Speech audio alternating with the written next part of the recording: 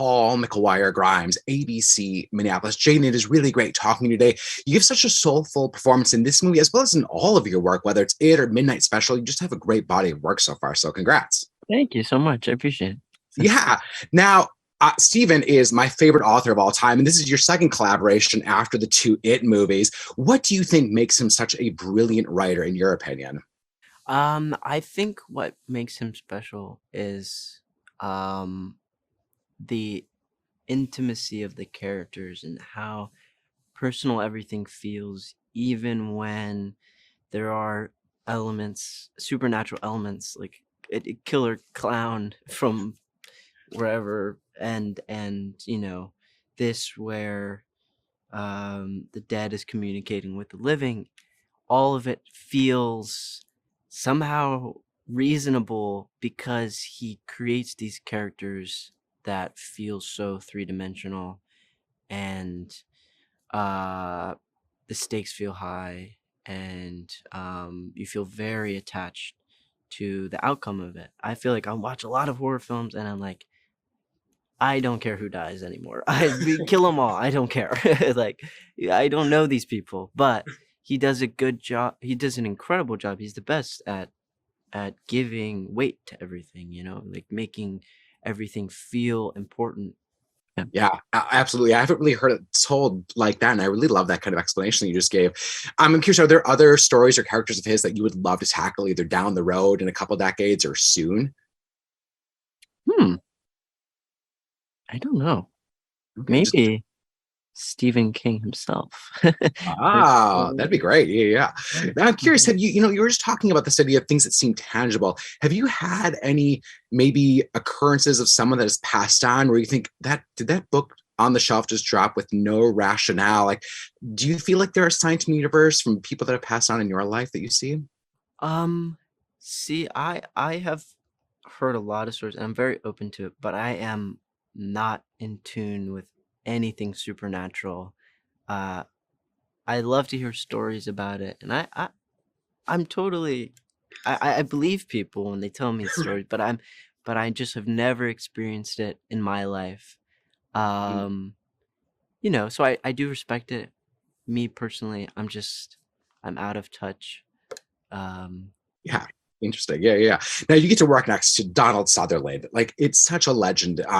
What did you take away from that experience, especially in this kind of like mentor type of relationship? Did you get any acting tips, any stories from him?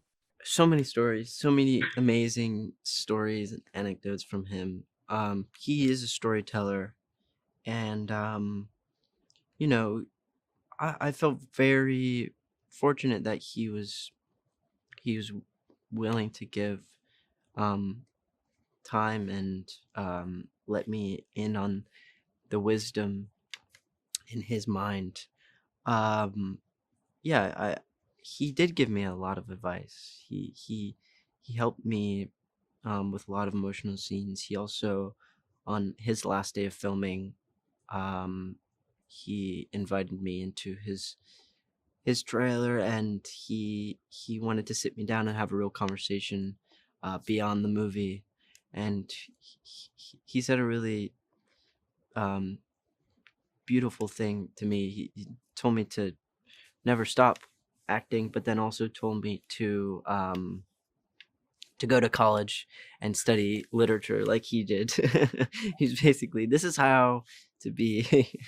This is the formula that I followed. So, Do um, it like this. yeah, do it like this. And then he Yeah. gave me a lot of he gave me a list of different plays and stories to sort of study, and give me homework, which is Yeah. amazing. I mean, to get homework from someone like him, just me like would be truly precious. So I just love hearing that, especially in his long lasting career. I got the rap. Jaeden, it was really great talking today. Thank you for the time. Thank you for making Thank this you. movie, and your career so far has been so amazing. Thank you so much. Thank you. Paul McGuire Grimes, ABC Minneapolis. John, it is really great talking today. I'm a massive Stephen King fan. So anytime I get to just talk to someone about Stephen King, this is great. So thanks for the time today. You bet, Paul. Yeah, now you're adapting his short story from If It Bleeds. And I'm curious, how did you work on maybe expanding the story, kind of figuring out how to flesh out for this medium? And did you have conversations with Stephen about the material? Yes, yes to all that. it's an 80-something page novella, so you know that you're going to have to lean into it, activate certain things, expound on certain themes in some ways. The difficulty is trying to put yourself in Stephen's head. How would he do this if he were activating this story that's already, told in the novella, but it's in the memory of our narrator? How do you activate that, and would he approve? So it was a fun exercise, but it's also a little daunting when you remember that at some point he's going to be reading it. Right. And but he's been an amazing partner and a big cheerleader and supporter, not only of the script but of the movie, which is fantastic. Yeah, I love hearing that. I'm curious, what do you think makes him this genius writer that he's been able to last for all these years, get so many films adapted and then readapted, remade, and yet we continue to buy his books every time they're released? He that's a really, really good question, because knowing him a little bit, even though because of COVID we've never met in person, but I mean we've emailed hundreds of times, talked on the phone a lot. I kept him in the loop all during production and everything. There's a normalcy about him. He has an ability to look at the world through normal eyes, but his aren't quite normal. And so there's just an uneasiness to it all. Yeah. I sent him a picture of all the kids in the movie from the school just so he could see who he cast and everything. And I sent him the picture from the set, and he goes, "Oh, please take care of those children." And it was like there was something creepy about it. And I go, "That's great, that's fantastic."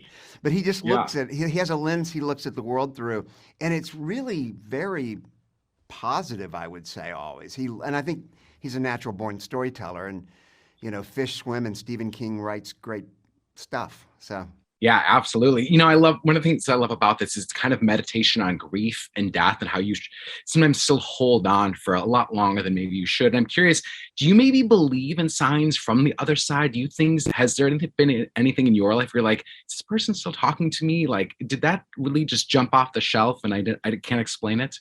yeah, I think that the last thing is I can't explain it would be the thing. I think these things happen to everyone, and you wonder, is it because I'm missing my father who's deceased, and I happen to see something that reminds me of him, or it seems to be a message from him, or so whether it's actually my father or whether it's me thinking and tuning in, and we use such a small portion of our brain.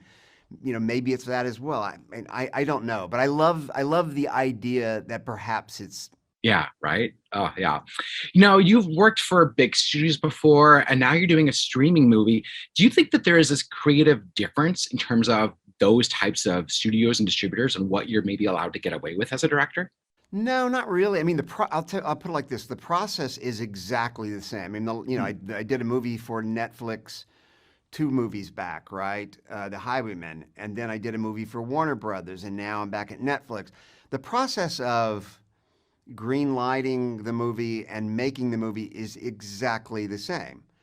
The only difference is how are you promoting the movie? I mean, the little things came out and it was the middle of COVID, so obviously there wasn't a massive distribution thing. In fact, it ended up going to streaming because the theaters were shut down completely.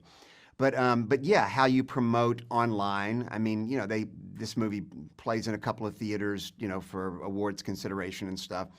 But the audience is kind of, I don't know, it's exactly the same making the movie. And then you pass it along, and then everybody, whether it's Warner Brothers distribution or it's Netflix and how they distribute, they have their own ways of getting it to their constituents. John, I got the wrap. It's great talking to you. I hope we see another King adaptation from you in the future. So I love think that. about what that is. I'd love to see it. So thank you. I'm working on it already. Yes, great. Thank you.